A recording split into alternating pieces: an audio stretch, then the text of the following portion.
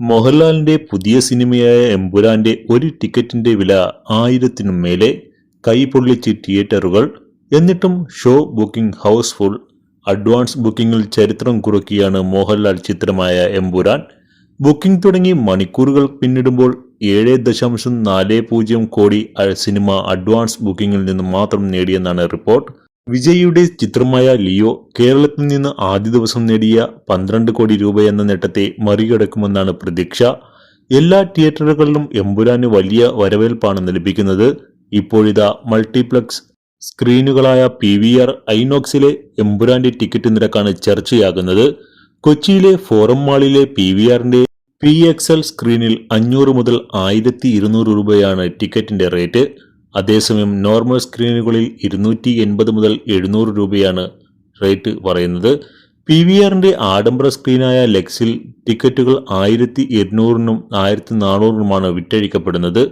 ഈ ഷോകൾ എല്ലാം തന്നെ നിമിഷനേരങ്ങൾ കൊണ്ടാണ് വിറ്റഴിക്കപ്പെടുന്നത്.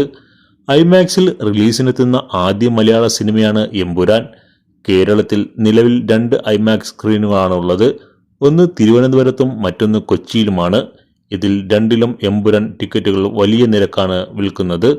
കൊച്ചിയിലെ സിനിപോളിസ് ഐമാക്സിൽ 800-ഉം 850-ഉം 900 എന്നിങ്ങനെയാണ് നിരക്കുകൾ.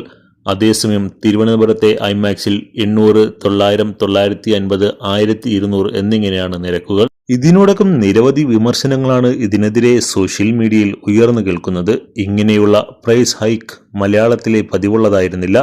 ഇനി ബിഗ് റിലീസുകൾക്ക് ഇതൊരു സ്ഥിരം കാഴ്ചയായി മാറുമെന്നും സോഷ്യൽ മീഡിയയിൽ പലരും കുറിക്കുന്നുണ്ട്.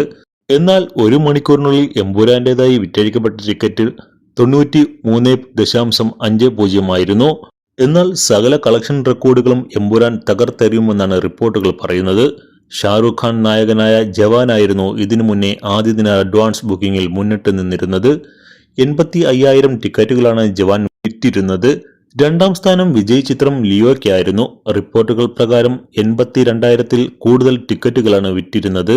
തൊട്ട് താഴെ കഴിഞ്ഞ വർഷം റിലീസ് ചെയ്ത പുഷ്പ 2 ആണ്. 80,000-ഓളം ടിക്കറ്റുകളാണ് പുഷ്പ 2 വിറ്റത്. 1 മണിക്കൂറിലാണ് ഈ റെക്കോർഡുകൾ എല്ലാം എമ്പുരാൻ തകർത്തെറിഞ്ഞത്.